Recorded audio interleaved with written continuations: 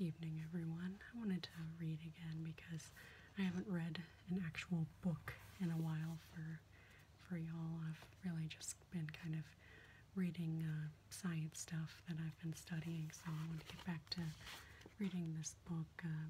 I've definitely read a little bit without reading it out loud. I've read it just kind of to myself a little bit, a little more than halfway through it now, but I've really been enjoying this book. I'll probably do a review of it on my channel at some point as well. I would highly, highly recommend it. If you've enjoyed any of my reading it, I would really recommend going and getting a copy of it yourself off of Amazon. So let's go ahead and just pick up where I left off on here. Monetizing Guilt Through the Baby-Friendly Hospital Initiative. The Baby-Friendly Hospital Initiative USA, a branch of Global Baby-Friendly Hospital Initiative, is an attempt to foist guidelines created for the developing world onto women of the first world. Not surprisingly, it is led by a midwife and a lactation consultant. The global initiative was founded in 1991 by the World Health Organization and the United Nations Children's Fund, and it is based on the WHO and UNICEF precepts for encouraging breastfeeding in developing countries. The use of formula in these countries is extremely problematic. Indeed, it can be deadly. When contaminated water is used to reconstitute powdered baby formula, serious illness is often the result. In the developing world, the WHO and UNICEF guidelines can make the difference between life and death. Are guidelines drafted for countries where poverty is endemic, water supplies are contaminated, and starvation always a possibility, applicable to the United States? No, of course not. But the lactivism community doesn't want that fact out there. American women, too, must be convinced into breastfeeding by any means available, and that includes misrepresenting the risks and the state of the scientific evidence, as we can see in the BFHI literature. More than 1 million infants worldwide die every year because they are not breastfed or are given other foods too early. Millions more live in poor health, contract preventable diseases, and battle malnutrition. Although the magnitude of this death and disease is far greater in the developing world, thousands of infants in the United States suffer the ill effects of suboptimal feeding practices. A decreased risk of diarrhea, respiratory and ear infections, and allergic skin disorders are among the many benefits of breastfeeding to infants in the industrialized world. 1 million infants die each year. That's right. Are any of them in the United States? No. The magnitude of death and disease is far greater in the developing world. That's right. Are any term babies dying for lack of breastfeeding in the United States? No. Decreased risk of diarrhea, respiratory and ear infections, and allergic skin disorders? Maybe, but don't let American women know that some of these claims are in doubt. The quoted paragraph above is misleading and not strictly true, but for lactivists, the end justify the means. And one of the ends is the monetization of guilt.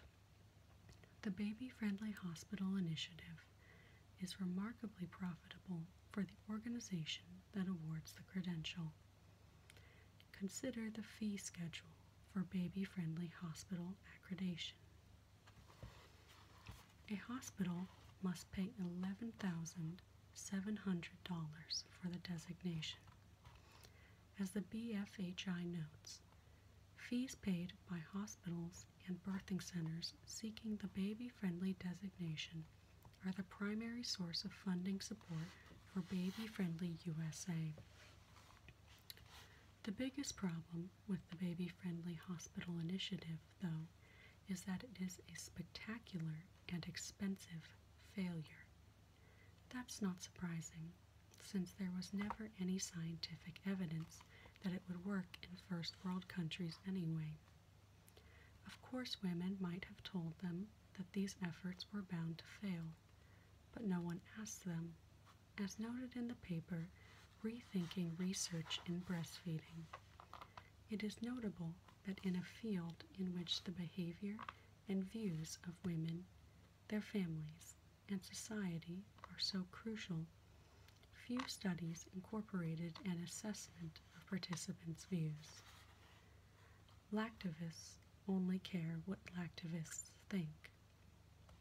Lactivists proclaim that women stop exclusive breastfeeding because of lack of education, because hospitals give out formula, because of lack of professional support, because of lack of peer support, and a myriad of other reasons. All this reflects the profound unwillingness of breastfeeding advocates to avoid addressing the real reasons that women stop breastfeeding or fail to start in the first place. The truth about breastfeeding, a truth that lactivists refuse to acknowledge, is that starting is hard, painful, frustrating, and not always logistically possible. And continuing breastfeeding is hard, sometimes painful, and incredibly inconvenient, especially for women who work, which today is most women. Baby-friendly hospital initiatives are in fact misnamed. It would be more appropriate to call them lactivist-friendly, since the only thing they reliably do is make lactivists feel good about themselves and their own choices. No program can be baby-friendly if there is no evidence that it works, if it does not address the real issues, and if it shames and denigrates the mothers of those babies. Is the Baby-Friendly Hospital Initiative really anything but? There is a real possibility that the Baby-Friendly Hospital Initiative may actually be harming babies. There is not, and there never can be, anything baby-friendly about destroying the confidence of new mothers and making them feel guilty about a decision with trivial consequences. A new paper raises the possibility that it isn't only maternal confidence that is being killed.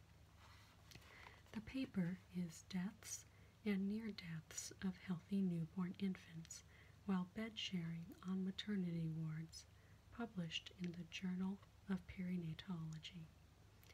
It starts with the obvious. Bed sharing is known to be very dangerous to babies, and the risk is highest when mothers are impaired. Although bed sharing with infants is well known to be hazardous, deaths and near deaths of newborn infants while bed sharing in hospitals in the United States have received little attention. We report 15 deaths and 3 near deaths of healthy infants occurring during skin-to-skin contact or while bed sharing on maternity wards in the United States. Our findings suggest that such incidents are underreported in the United States and are preventable. What factors contributed to these 15 deaths and 2 near deaths? In 8 cases, the mother fell asleep while breastfeeding. In 4 cases, the mother woke up from sleep but believed her infant to be sleeping when an attendant found the infant lifeless.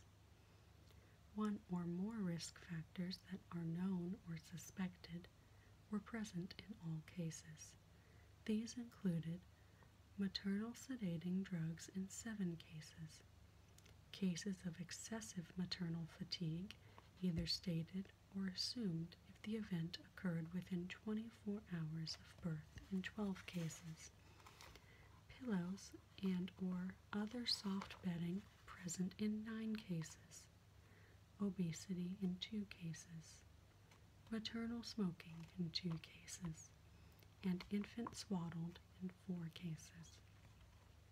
In other words, mothers were encouraged to keep babies in bed with them even though multiple modifiable risk factors for infant suffocation were present, including maternal impairment due to sedating drugs or exhaustion and soft bedding.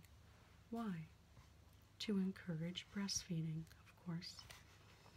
The author notes, a stated aim of Breastfeeding USA is to help mothers initiate breastfeeding within 1 hour of birth. BFUSA advises that infants and mothers share a room continuously and that infants be breastfed on demand without restricting the duration of the feeding and with a minimum of 10 to 12 feedings in 24 hours. As a result, hospitals have felt free to abolish well-baby nurseries, thereby reducing costs.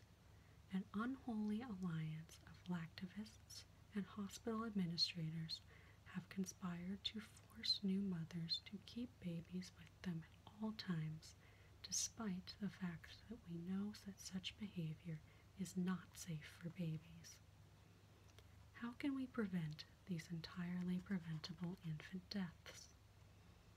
When a mother is in close contact with her infant, one-on-one supervision of infant and mother should be undertaken by a person trained to monitor the infant's well-being as well as the mother's wakefulness.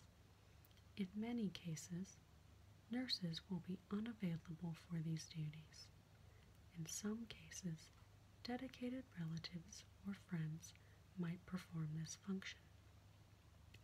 An alternative approach would be to electronically monitor infants' heart rate or arterial saturation with alarms referred to the nursing station to avoid disturbing parents with false alarms. This would offer considerable protection for infants in close physical contact with mothers. Or here's a radical thought. We could mandate well-baby nurseries in all postpartum wards and allow mothers to send their babies to the nursery when they want to sleep. It is long past time to reassess the baby-friendly hospital initiative. Anything that leads to preventable infant deaths can't be baby-friendly. All right, we'll leave it at that. Just do a short reading tonight because I gotta get to sleep, but I hope you all enjoyed that and have a lovely night.